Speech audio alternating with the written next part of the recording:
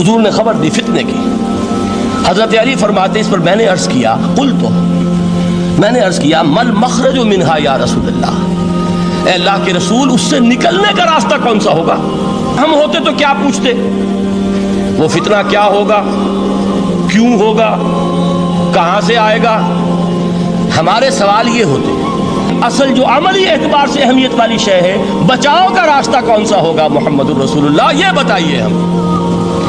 مل مخرج منہا یا رسول اللہ، حضرت علی نے یہ نہیں پوچھا فتنہ کیا ہوگا، اے اللہ کے رسول یہ بتائیے کہ جب وہ فتنہ رونما ہوگا تو نکلنے کا راستہ کون سا ہوگا؟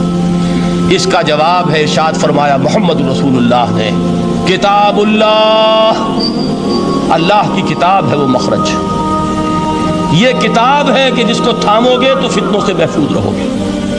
اس کے بعد آپ فرماتے ہیں اس میں تم سے پہلوں کی بھی خبریں موجود ہیں، عاد اور سمود اور قوم نوح اور قوم ہود اور قوم لوط اور قوم صالح اور آل فرعون. یہ کون ہے؟ من قبلکم، تم سے پہلے.